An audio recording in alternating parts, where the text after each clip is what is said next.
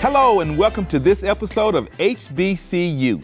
I'm your host, Dee Brown, CEO. My guest today is a graduate of Florida A&M University. Please help me welcome Michael Jenkins. Michael, glad to have you on the show, man. Hey, nice to be here today, D.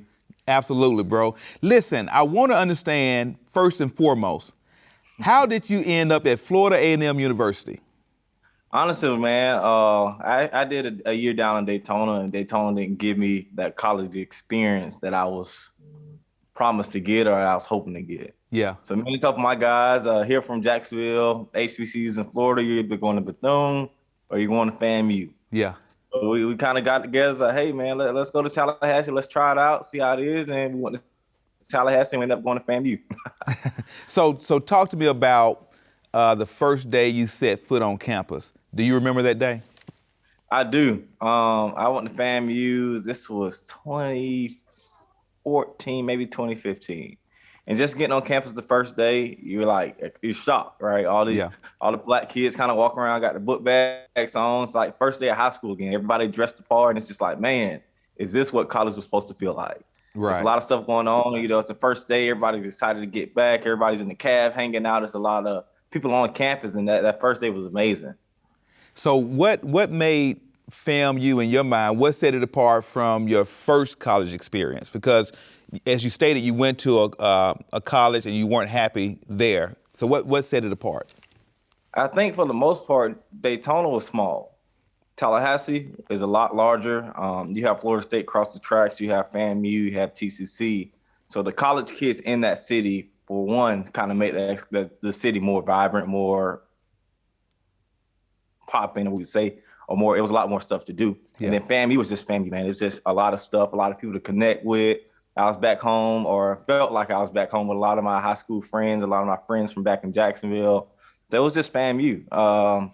Just seeing how many people came through FAMU and still to this day come through FAMU. It was a lot of excellence on campus, and it just felt good to be there. It felt right. So on the campus of FAMU, what were some of the events or activities that really left a mark on you? I would say Set Friday. Friday is, of course, the end of the week. Me, I didn't have class on Friday, but Friday is the end of the week and going into the weekend where, you know, college kids like to hang out and party all weekend or whatever it is. Yeah. So that Set Friday where a lot of your Greek organizations come out, a lot of your students come out, just connect, dance, have fun, participate and buy goods from local student-owned business or local businesses and just have a good time, I would say was really fun outside of game day and a lot of other things that go on campus. Got you. So you mentioned the fraternities and everything, and you know, I know you are a member of Alpha Phi Alpha Fraternity Incorporated, and I'm a noob, so I'm not gonna hold that against you. But I want you to talk to me about Greek life on the campus of FAMU. Greek life is great, man. I think coming from my background, where I didn't come out of a Greek household, coming onto campus, it was kind of one of those foreign things. Like, what are they doing? What does this mean? Or why are they stepping? Or why are they doing this? Right. But as you kind of get to know a lot of the members and kind of get to know their backgrounds and a lot of things that they're kind of doing in the community, doing their personal lives, doing academic wise, you kind of get drawn to kind of a certain group of people. And from there, you kind of get to learn about history of organizations, the purpose and what they serve, and how it's not just a party group or a stepping group or a turn-up group. It's actually a lot more stuff that's tied to these organizations, to what's publicly seen to college kids. Right. So Greek life was pretty cool. I know on the yard, of course you have your competitions of who run the yard, who's doing the best and doing this and doing that. But outside of that, just the common purpose of kind of fraternity and even sorority, it's pretty cool, right? We're all kind of advancing our communities, advancing our personal lives, as well as making kind of the well-being of student life on campus a lot better. Right. So on the campus of FAMU, were there any faculty members or staff that left a lasting impression on you that may have mentored you, counseled you, and helped you get through your college years? Yeah, I would say I had what math was I taking? I was taking, I forgot what math course it is now, but I had a professor who always kind of looked after me, right? Hey, Mike, how are you doing? How are you feeling? And I think from an HBCU standpoint, just in general, you get that from a lot of your professors, right? You go to a lot of these colleges, universities, you're a student, right? And I think as you go to HBCUs, I felt more as a person, as a human being, outside of just the academia. Like, how are you doing today? How are you feeling? What's going on at home? Are you okay? You need to take a break? You're good. Like, we're gonna make sure you get your work done. So I think from that standpoint, all my professors did a pretty good job. And I think outside of just kind of being mentored by professors, being mentored by my peers, right? Yeah. Senior level students or seniors, and I'm a freshman coming in, and them just kind of already knowing that journey of what it takes to get out of your freshman year to go to your sophomore year to your junior year, I would say played a lot more a more important role for me. So to this day, I still have my mentor Carrington, and a lot of my pro fights, which are not my pro fights, still mentor me to this day. And I would think that they played a very important role in kind of getting me through college and where I am today. No, absolutely, man. You know, we hear this all the time on the campuses of HBCUs. It's a much more, personable experience. You tend to have, faculty, staff that really take ownership in your success. And speaking of that topic on success, how did FAMU prepare you for your current career as a senior cybersecurity analyst and entrepreneur? Yes, so I would say just being in those environments where it's just excellence, right? It's you're going at me. I was in Benjamin Banneker, so just being able to go into the study room and see somebody graduating and going to Eli Lilly or Microsoft or a lot of these tech companies, but they're still within arm's reach of me. Like, hey, how did you do this? Or what steps should I be taking to get where you are after you graduate? Or what should I do to get this internship? And I think a lot of excellence has came from these institutions. So when it comes to different companies recruiting and looking for prospective employees or interns coming from certain institutions, you already kind of have that upper hand on a lot more. Like, oh, he's coming from FAMU. Right. We just had an intern last year that came from FAMU, and they did a great job. They're already on a different track that we kind of expect, a higher track that we were kind of expecting them to be on. So I think it just prepared me in those ways. And I think just by being in those competitive spaces where it's not they're not going to handhold you, but they're going to put you in those situations where you have to kind of put your chin up and fight for what you want. So you have to kind of come in and dress up and be the par, because that's just kind of how corporate America is. Right. So talk to me a little bit about your current career. I know that you have your professional career, but you are also a serial entrepreneur, having ownership in a number of different business enterprises. So talk to me about your professional career. Yeah, so my professional career, I think FAMU kind of nailed it on the head with that one, right? A lot of the situations that I was put in, graduating and matriculating through undergrad, are some of the same situations that I faced when I was in my professional career at FedEx. So having to get up and present, having to get told, hey, this is not what we expected, but we still expect you to give us the deliverable that we need. Uh-huh. So I would say, like, just being in those situations where you have to get up, present, you have to give your best effort, and you just have to be present, I would say helped me a ton in my professional career. And so how did you get interested in entrepreneurship? Because, obviously your background is in information technology from an educational perspective, but so how did you get interested in entrepreneurship? So funny story, when I came to college, of course, everyone was once that broke college kid. Right. So I think once I came to college, back home, high school, I used to like doing parties. I used to like throwing parties, doing events. So when I got to Tallahassee to FAMU, I connected with my mentor, Carrington Caleb, through Tom Diamond and one of my good friends, Willie Ross. Like, hey, I know you like to do events. Hey, get with these guys and just let them show you how kind of the nightlife business is fun to have fun in, but it's also a profitable business if you know what you're doing. So just kind of getting with those guys and learning kind of different business models and how business works, it kind of like sparked the interest in me. And then my first job in Tallahassee was at a pawn shop. Okay. So I used to be a pawn broker at Cash America Pawn, and just kind of learning how money works and how goods work and how to get loans and a lot of that stuff kind of really sparked my interest. And I started doing like a lot of research on like how credit works and how credit cards work, or different business model, how to structure business. And FAMU has one of the best business schools to meet in this nation. So just being around kind of business-minded individuals where we're kind of picking each other's brains and kind of bouncing the ideas off each other and just saying, hey, the market is going to do this, and actually seeing the market do that, just sparked a different kind of business genius in me that I knew was inside of me, but yeah, I would say that I surrounded myself with brought it out. So one of your business enterprises located there in Jacksonville, Florida, is Legacy Restaurant and Bar.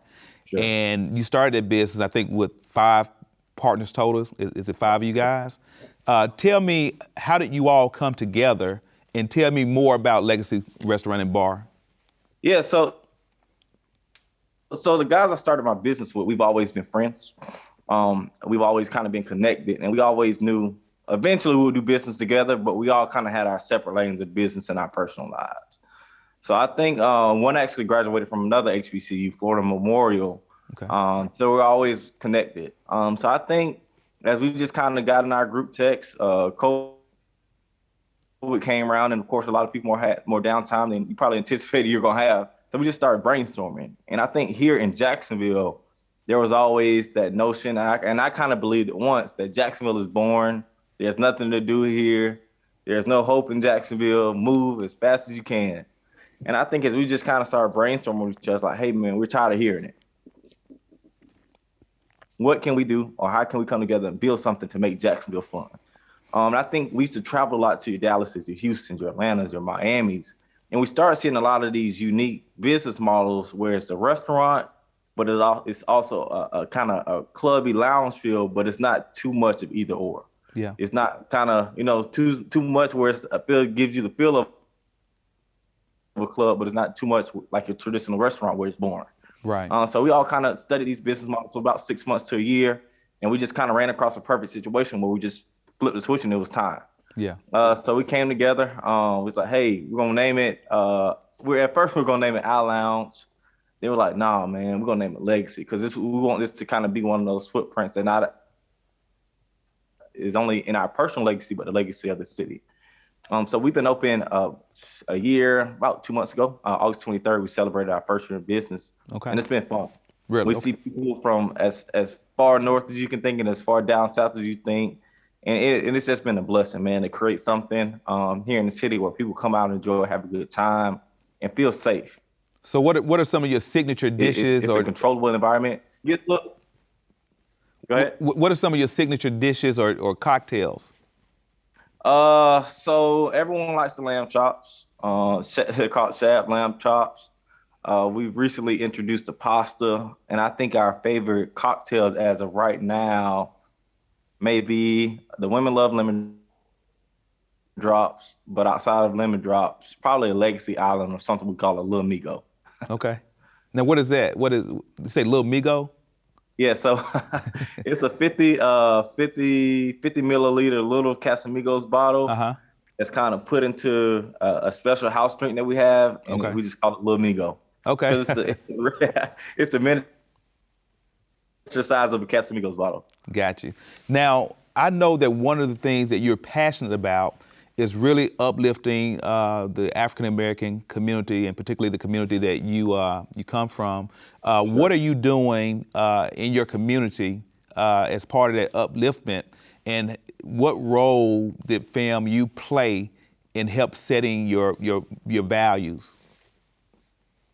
Yeah, so from a couple standpoints, I think in the restaurant we do a pretty good business pouring back into our team members financially and just kind of coaching wise. Kind of we're creating leaders and developing leaders where they go back to their own communities, their own households, and they're able to kind of take that next step and just creating leaders and taking care of their own household.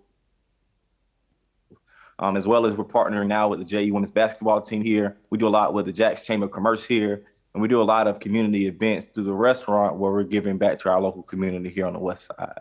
And then personally, I have my own nonprofit organization where we provide resources and developmental programs to kids who has dealt with the death of premature death of a biological parent. So community, I would say, is my first name. And I've always been that person where, fam, you taught me no one is too good to help. You're not too good to look back and reach and bring somebody up. You're not too good to help somebody out. You're not too good to speak. And I think a lot of times we go in situations where we think we're too high on our horse where we can't speak to the janitor, not knowing that us speaking to them may make them smile and may make their day 10 times better than what they've been going through at home. So I think just having that common person, that common sense that, hey, I'm not too good. I can reach and help and bring somebody up, and I never know what somebody else is going through. You Right. never know how much your dollar or your whatever financial or just coaching wise can help somebody and bring them along with you. You never know what they can turn out to be. And I think just about somebody treat me that way, kind of seeing enough of me to help coach me up and help mentor and guide me, made me who I am today. So I would never be too good to reach back and help bring some others with me. No, man, I can't agree with you more on that philosophy. One of the interesting things about you that I think the viewers need to understand is that you come from very difficult circumstances. You went through a severe tragedy at a very, very young age. Do you mind sharing that story with the viewers? Yeah, so 2005, at the age of 10, I lost both my parents to a murder suicide, unfortunately. And at that moment, I didn't know what was next. I didn't know what was to come. I didn't really understand the moment that I was in. I was just like, hey, I'm 10 years old. I'm a kid. What does this mean for me? How does life keep going? What's next? And what about my sisters? What's next for us? So I think I went through that situation, but it put something inside of me to this day, kind of lit a fire within me to this day that's never going to burn out. Yeah. And maybe who I am today. Anytime I face a challenge or a difficult circumstance, I tell myself, hey, you've been through the worst thing you've ever go through in life and you got over it. What is this? Like, what is this challenge towards what you come from? So I Yeah. think just having that passion and desire and that kind of grit in me from that situation helps me as I kind of matriculate through my adulthood and through different business ventures. And the market right now is kind of crazy through inflation, a lot of other stuff, but it's nothing that I feel like I can't overcome or I can't figure out. Right. Yeah, I mean, your story is one that show the resilience that you have and how you've used that to make yourself a much better person and put you in a better place. Um, back home now, I understand you have some major annual event that take place there in Yeah, Jacksonville. yeah. So typically my birthday weekend it's in the summer.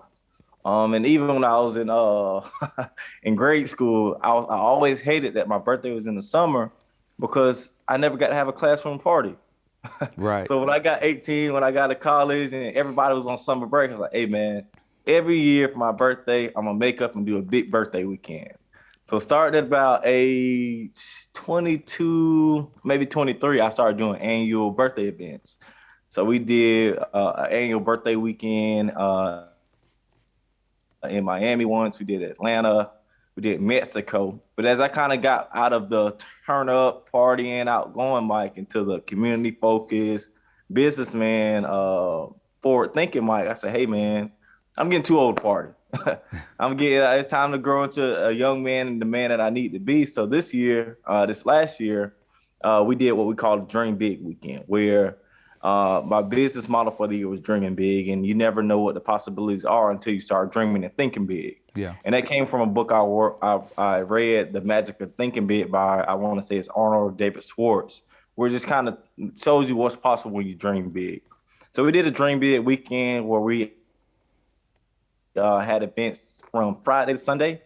Friday was more of a Top Golf charity event. Saturday, we had Wallow 267 come in and give us a nice speaking engagement. Sunday, we ended with a brunch, and then we rented out the water park and invited everybody to come out and have a good time. So that was a pretty big and fun weekend that we had here locally. It shined a light on a lot of our local businesses here, and we just gave hope to the city and just showed people what was possible once you dream and think big. No, man, that's great. What role do you feel HBCUs play in our communities today? You know, obviously we know the history of HBCUs and why they were initially created, but today, you know, we're living in a time where communities of color, those students coming out of those communities have all types of options in terms of continuing their education. What role do you think HBCUs continue to play today? I think HBCUs play a very important role in creating the next generation of thinkers and leaders.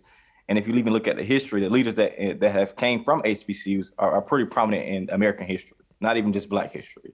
So I think HBCUs play an important role.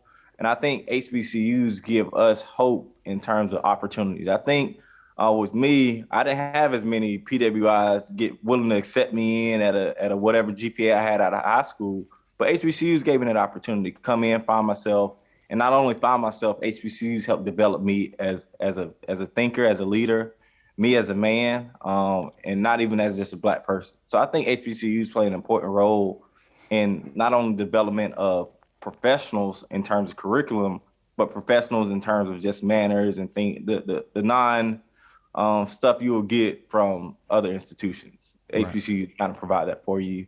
And I think Deion Sanders is doing a great job right now, Absolutely. just highlighting kind of how you can come in with a different mindset and just change the culture of programs, change the culture of institutions, and you kind of see that trickle down effect in various communities across the nation.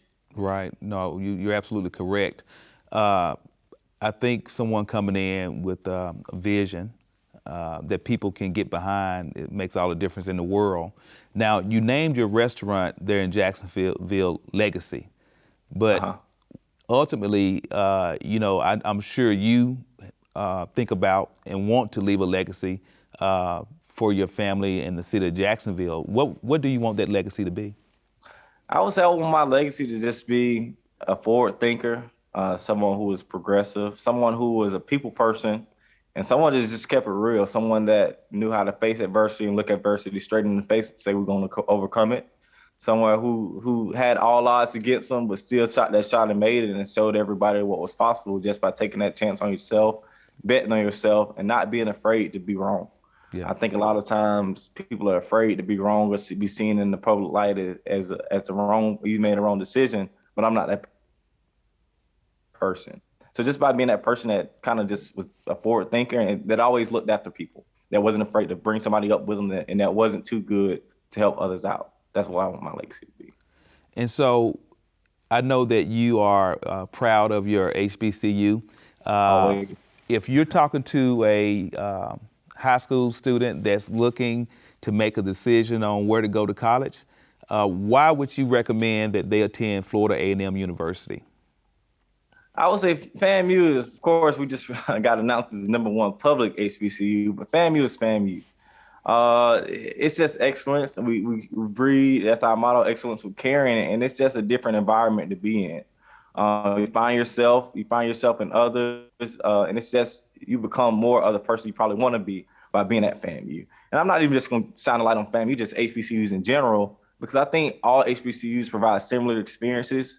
Of course, we're a little bit more prideful of where we come from and the institution that we kind of are birthed from, and even Greek organizations. Right. But I think at the end of the day, just by having those HBCU experience and getting in those vicinities where you're developing yourself and people are developing you, and you're not just another number. I think a lot of times you go to certain institutions, you're just another number. Right. But at HBCUs, you're an actual person. People look after you. People care for you. You're going to have your bumps and bruises, whether it's financial aid or whatever else it is. But it's all part of just life. You know what I'm saying? Yeah. And it gives you the real life experience of how life operates and how life works. One of the issues I believe that people have that they can't really be successful is that they want everything to be simple and everything to be easy and everything to be, a straightforward answer. And life has shown me over and over again that it's not always going to be a straightforward process. It's going to come a time where you have to figure things out to make things work for you. And I think HBCUs give you that experience. And so I just want to ask you just real briefly, you talked about challenges. What were some of the biggest challenges you faced while you were in college? I would say getting out of the mindset of college is a place just to go and have fun and party. Yeah. I think kind of everyone kind of gets out of that shell of being home with mama and daddy and then they pop out to where now you're out on your own. You do what you want to do, and a lot of your success kind of falls back on you. So being able to kind of be like, okay, I'm here to get my education. I'm also gonna have a little bit of fun, but find that balance between both of those to where you're not derailing your whole life and career because you want to do one more than the other. You want to go out and party all night and come into class slouched over, not paying attention. Now when you're here 6, 7, 8 years, you can't graduate because you're just kind of lost within your curriculum because you've been having fun too much. Right. So just by finding the balance between both of those, being resilient. I think a lot of times we fail classes sometimes and we just get down and depressed and in the dumps because we failed a course. And I think just by being resilient and understanding that, hey, failure happens sometimes. That's life, man. Yeah. That's life. You can't control every situation. And failure is just one of those ingredients that go into that big pot of gumbo I call success. And we have to learn how to deal with it, man. And Michael, I want to say this. So dealing with failure, I would say for sure. Yeah, I want to say this, Michael. We're out of time on this show, but I appreciate you so much for taking time out your schedule to be on HBCU and to showcase all of the good work they're doing down at Florida A&M University. And to my viewers, I want to thank you for watching this episode of HBCU. And remember, without you, there's no me.